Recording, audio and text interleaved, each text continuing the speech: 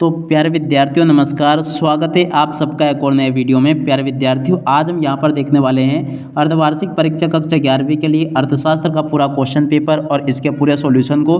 तो देखिएगा प्यारे विद्यार्थियों, कक्षा 11वीं का अर्थशास्त्र का क्वेश्चन पेपर है जिसके लिए आपको समय 3 घंटे का दिया जाएगा। पूर्णांक आपका 80 अंकों का होगा। तो यहाँ से आप सब लोग इसको देख लें और अच्छे प्रकार से पूरे पेपर को समझ भी लें। ये कक्षा 11वीं का अर्थशास्त्र का पूरा पेपर है जिसका कि आज हम यहाँ से पूरा सॉल्यूशन देखेंगे। तो देखिएगा इस प्रकार का पूरा क्वेश्चन पेपर आपको परीक्षाओं में देखने को मिलेगा।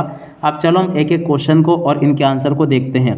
पहला क्वेश्चन पढ़ते हैं, सही विकल्प चुनकर लिखिए। अब देखो सही विकल्प चुनकर आपको कैसे लिखना है।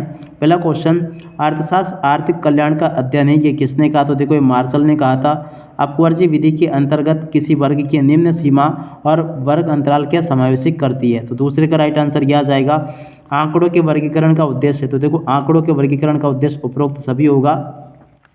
किस वर्ग में मतों की संख्या को कहते हैं? तो देखो आवृत्ति कहते हैं। भारत में विकास योजनाएं कब प्रारंभ हुई? तो देखो 1 अप्रैल 1951 में प्रारंभ हुई थी। उसके बाद में देखो अगला क्वेश्चन, 2011 की जनगणना की रिपोर्ट के अनुसार किस राज्य में साक्षरता दर सबसे कम थी? तो देखो बिहार में थी। उसके बाद में देखो यहाँ से इन क्वेश्चन को देख ले और इनके आंसर को भी समझ ले। प्रश्न नंबर 2 में आपसे रिक्त स्थानों की पूर्ति पूछी जाएगी। रिक्त स्थानों में आपको क्या करना है? पहला क्वेश्चन, फलनात्मक संबंध चरों के बीच संबंध कहते हैं। तो देखो कारण तथा प्रभाव को कहते हैं। प्रभाव विचलन का मूल्य बिंदु में परिवर्तन से होता है, स्वतंत्र होता है। कृषि क्षेत्र में बेरोजगारी पाई जाती है। तो देखो अदृश्य बेरोजगारी पाई जाती है। मुद्रास्फीति से अभिप्राय दीर्घ काल में सामान्य कीमत स्तर में की स्थिति से है। तो देखो वृद्धि से है। अगला क्वेश्चन, योजना काल में शिशु मृत्यु दर 145 से घटकर रह गई, कितनी रह गई? 42। और चतुर्थ श्रेणी को बांटते हैं 4 जगह पर। समय के साथ मानव पूंजी के स्टॉक में होने वाली वृद्धि की प्रक्रिया को निर्माण कहते हैं। तो देखो इसको कहते हैं मानव पूंजी निर्माण। तो देखो यहाँ तक के क्वेश्चन और इन क्वेश्चन के आंसर मैंने आपको बता दिए हैं। अब चलो इसके बाद में हम आगे बढ़ते हैं, आगे के प्रश्न और उनके उत्तरों को देखते हैं। तो देखिएगा प्यारे विद्यार्थियों, आगे यहाँ से आप लोग इन क्वेश्चन को देख ले और इनके आंसर को भी समझ लें। यहाँ पर प्रश्न नंबर 3 लिखा है, सही जोड़ी बनाकर लिखिए। अब देखो जोड़ी बनाकर कैसे लिखनी है। 2011 की जनगणना के अनुसार भारत में साक्षरता दर है, तो देखो 74.4% है। सामाजिक आधारित संरचना की जोड़ी मिल जाएगी शिक्षा से। भारत की नई विकास नीति की जोड़ी मिल जाएगी 1998 से। पर्यावरण का ताप, तो देखो इसकी जोड़ी वायु से। प्रधानमंत्री ग्रामोदय योजना की जोड़ी मिल जाएगी सन 2000 से 2001 से। और जैविक खेती की जोड़ी मिल जाएगी बायो फार्मिंग से। तो देखो यहाँ तक के क्वेश्चन और इन क्वेश्चन के आंसर को आप लोग देख लें। उसके बाद में देखो प्यारे विद्यार्थियों, यहाँ पर आपसे सत्य असत्य पूछे जाएंगे। सत्य असत्य आपको कैसे पूरे करने हैं। सांख्यिकी केवल मात्रात्मक आंकड़ों का अध्ययन करती है, असत्य हो जाएगा। अकुशल व्यक्तियों के हाथ में सांख्यिकी विधियाँ बहुत खतरनाक हो जा रहे, बिल्कुल सत्य होगा। अनुसूची में टिप्पणी दी जाती है, बिल्कुल सत्य होगा। सारणियन के पश्चात वर्गीकरण किया जाता है, तो देखो असत्य हो जाएगा। योजना काल में सरकार के राजस्व में कृषि क्षेत्र का योगदान बढ़ा है, तो देखो ये भी आपका सत्य होगा। 1991 में घोषित औद्योगिक नीति वर्तमान में लागू है, ये भी आपका सत्य होगा। तो देखो प्यारे विद्यार्थियों, यहाँ तक के सभी क्वेश्चन और उनके आंसर मैंने आपको बता दिए। अब उसके बाद में यहाँ से आप सब लोग एक शब्द या फिर एक वाक्य में उत्तर को देख लो। पहला क्वेश्चन पढ़ते हैं, स्वतंत्रता प्राप्ति के पश्चात अब तक कितनी औद्योगिक नीतियों की घोषणा हो चुकी है? तो देखो 6 नीतियों की घोषणा अभी तक हो चुकी है। अगला क्वेश्चन, मध्य प्रदेश की किसी खेती को बायो फार्मिंग के नाम से जाना जाता है? तो देखो वर्मी कंपोस्ट। एसडीआई का पूरा नाम? तो देखो ह्यूमन डेवलपमेंट इंडेक्स। विश्व की सबसे बड़ी लोकतंत्र वाली अर्थव्यवस्था को किस नाम से पुकारते? तो देखो भारत के नाम से पुकारते हैं। और अगला क्वेश्चन, पद विचलन रीति से समांतर माध्य ज्ञात करने का सूत्र देखो ये होगा x का बार बराबर h और ये सिग्मा एपाई xi बटे सिग्मा एपाई। ठीक है, इसका राइट आंसर आ जाएगा। क्षेत्रीय ग्रामीण बैंकों की स्थापना किस वर्ष हुई? तो देखो 1975 में हुई। सर्व शिक्षा अभियान कब प्रारंभ हुआ? 2001 में। तो देखो प्यारे विद्यार्थियों, यहाँ तक के सभी क्वेश्चन और उन क्वेश्चन के आंसर मैंने आपको बता दिए। और उसके बाद में जो क्वेश्चन आपके पेपर में पूछे गए हैं, आप सब लोग इन क्वेश्चन के आंसर को नोट कर लें ताकि आप सब लोग अपनी परीक्षाओं के पेपर में इनको लिख कर आ सके। प्रश्न नंबर 6 पूछा गया, अर्थशास्त्र की धन संबंधित परिभाषा लिखिए। तो देखिएगा अर्थशास्त्र की धन संबंधित परिभाषा ये लिखी है। और उसके बाद में देखो अगला क्वेश्चन, कला का अर्थ बताइए। तो देखो कला का अर्थ ये लिखा है। और उसके बाद में देखो अगला क्वेश्चन देखते हैं, प्राथमिक और द्वितीयक समंक में अंतर। प्रश्न नंबर 7, तो देखो प्राथमिक और द्वितीयक समंक में अंतर ये दिया गया, पूरा का पूरा देख लें इसको और याद कर लेना। अब उसके बाद में देखो अगला क्वेश्चन पढ़ते हैं, यहाँ से संगणना व प्रतिचयन रीतियों में अंतर। प्रश्न नंबर 7 का अतवाला, देखो संगणना और प्रतिचयन रीतियों में अंतर ये लिखा है, पूरा का पूरा देख लें और याद कर लेना।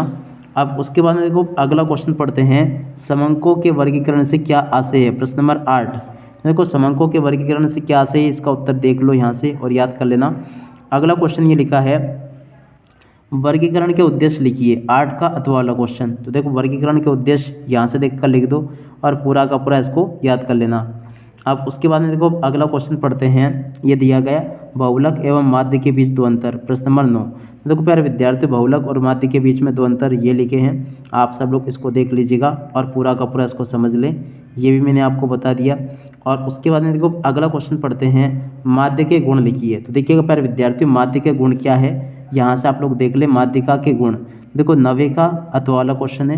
देखो माध्यिका के गुणों को यहाँ से देख लो और पूरा का पूरा इसको याद कर लेना, ये माध्यिका के गुण लिखे हैं। अब अगला क्वेश्चन पढ़ते हैं, देखिएगा प्यारे विद्यार्थियों, जीडीपी से क्या आशय है। देखिएगा प्यारे विद्यार्थियों, जीडीपी से क्या आशय है, इस क्वेश्चन के आंसर को देख लें और पूरा का पूरा इसको समझ भी लें। जीडीपी से क्या आशय, इसका पूरा का पूरा क्वेश्चन और इसका आंसर मैंने आपको बता दिया। और उसके बाद में देखो अगला क्वेश्चन पढ़ते हैं, प्रति व्यक्ति आय का अर्थ बताइए। प्रश्न नंबर 11। देखो प्रति व्यक्ति आय का अर्थ ये लिखा है, पूरा का पूरा क्वेश्चन और इसके उत्तर को यहाँ से आप लोग याद कर लेना। अब अगला क्वेश्चन पढ़ते हैं, आर्थिक क्रियाएं किसे कहते हैं। प्रश्न नंबर 11 का अथवा। देखो प्यारे विद्यार्थियों, आर्थिक क्रियाएं किसे कहते हैं, इसका उत्तर ये लिखा है। अब उसके बाद में देखो अगला क्वेश्चन पढ़ते हैं, हरित क्रांति से आप क्या समझते हैं। प्रश्न नंबर 12। देखो हरित क्रांति से आप क्या समझते हो, इसका उत्तर यहाँ से देख लो और पूरा का पूरा इसको याद कर लेना। अब उसके बाद के क्वेश्चन को देखते हैं। तो देखो ये वाला क्वेश्चन, आयात प्रतिस्थापन क्या है। 12 का अथवा। देखो आयात प्रतिस्थापन क्या है, इस क्वेश्चन का आंसर ये दिया गया है पूरा का पूरा। अब इसके बाद के क्वेश्चन को देखते हैं, भारत में मानव पूंजी निर्माण की दो समस्याएं। प्रश्न नंबर 13। देखो भारत में मानव पूंजी निर्माण की दो समस्याएं ये लिखी है, पूरा का पूरा देख लें और याद कर लेना इसको। अब उसके बाद में आगे के क्वेश्चन, जैविक खेती के लाभ। 13 का अथवा। देखो जैविक खेती के लाभ ये लिखे हैं, पूरा का पूरा देख लें और याद कर लेना इसको। उसके बाद में देखो अगला क्वेश्चन, HYV बीज क्या है। प्रश्न नंबर 14। देखो HYV बीज क्या है, इसका उत्तर यहाँ से देख लें और पूरा का पूरा याद कर लीजिएगा। और इसके बाद में देखो इधर आ जाते हैं, इन क्वेश्चन के आंसर को देख लेते हैं। तो देखिएगा प्यारे विद्यार्थियों, इन क्वेश्चन को पढ़ लें। निर्देशांक के प्रकार लिखिए। 16 का 15 का अथवा वाला क्वेश्चन है, निर्देशांक के प्रकार। देखो निर्देशांक के प्रकार यहाँ से देख लो और पूरा का पूरा इसको याद कर लेना। और उसके बाद में देखो विस्तार गुणांक का सूत्र, तो देखो इसका उत्तर यहाँ से देख लो। और उसके बाद में देखो अगला क्वेश्चन पढ़ते हैं, अनिश्चित बेरोजगारी का अर्थ। 15 का अथवा वाला क्वेश्चन। तो देखो अनिश्चित बेरोजगारी का अर्थ ये लिखा है, पूरा का पूरा देख ले और याद कर लेना।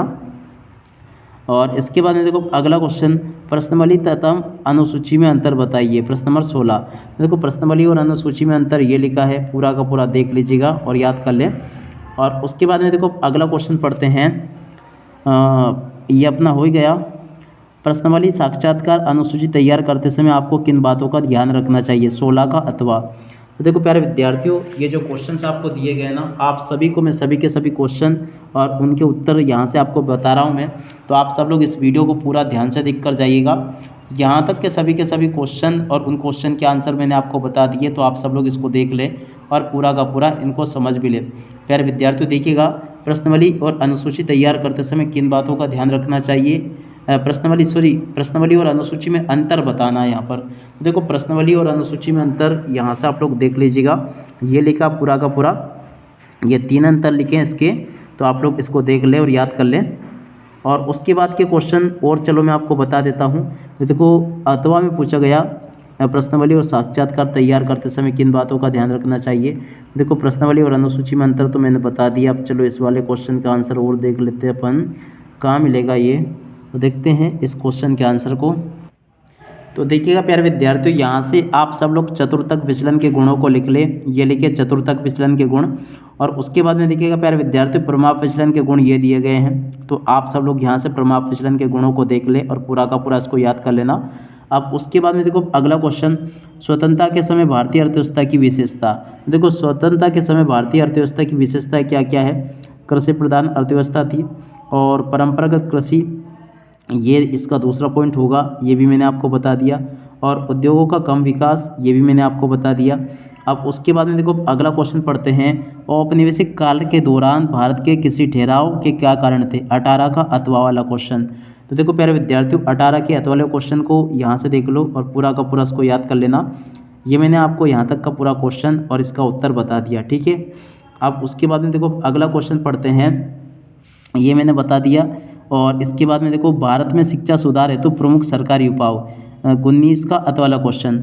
देखो भारत में शिक्षा सुधार हेतु प्रमुख सरकारी उपाय ये लिखे हैं, सर्व शिक्षा अभियान शुरू किया गया, मध्याह्न भोजन योजना शुरू की गई और प्रारंभिक शिक्षक कोष बनाया गया। तो देखो ये यहाँ से आप सब लोग इनको देख लें और पूरा का पूरा समझ भी लें। अगला क्वेश्चन प्रश्न नंबर 20, आर्थिक विकास में उदारीकरण के योगदान की व्याख्या कीजिए। प्रश्न नंबर 20 पूछा गया, आर्थिक विकास में उदारीकरण के योगदान की व्याख्या करनी है। तो देखो इसका उत्तर ये आ जाएगा, आप सब लोग देख लें इसको और पूरा का पूरा इसको हल कर लेना यहाँ से, ये भी मैंने बता दिया। अगला क्वेश्चन पढ़ते हैं, वैश्वीकरण की अवधारणा को स्पष्ट कीजिए। प्रश्न नंबर 20, तो देखो वैश्वीकरण की अवधारणा ये लिखी है, आप सब लोग देख लें इसको और अच्छे प्रकार से इसको यहाँ तक का समझ भी लेना।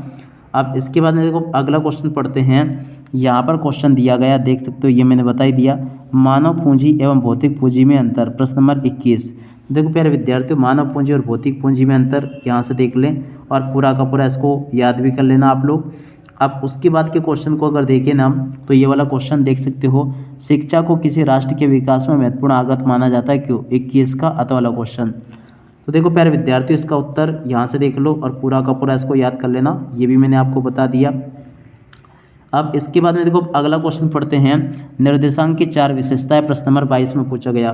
तो देखो निर्देशांक की विशेषता ये लिखी है, संख्या पर आधारित, माध्य के स्वरूप में और सापेक्षिक माप और तुलनात्मक अध्ययन। देखो यहाँ तक के सभी क्वेश्चन मैंने आपको बता दिए। और उसके बाद में देखो अगला क्वेश्चन पढ़ते हैं, से संबंध का अर्थ एवं प्रकार। प्रश्न नंबर 22 का अत वाला क्वेश्चन। देखो से संबंध का अर्थ और प्रकार ये लिखा है, आप लोग देख लीजिएगा। पहला लिखा धनात्मक से संबंध, दूसरा लिखा ऋणात्मक से संबंध, तीसरा लिखा सरल से संबंध और चौथा लिखा आंशिक से संबंध। तो यहाँ से आप लोग देख लें। और उसके बाद में देखो अगला क्वेश्चन, एक अच्छे औसत की 4 विशेषताएं। देखो प्यारे विद्यार्थियों एक अच्छे औसत की 4 विशेषताएं ये लिखी है, आप सब लोग देख लें इसको और पूरा का पूरा इसको याद कर लीजिएगा। देख सकते हो सभी के सभी प्यारे विद्यार्थियों, मैंने यहाँ पर आपको ऐसे क्वेश्चंस बताए जो कि बिल्कुल आपके पेपर में परीक्षा में पूछे जाएंगे। अब इसी के साथ में इस वीडियो को यहीं पर पूरा करते हैं। नमस्कार, जय हिंद, जय भारत।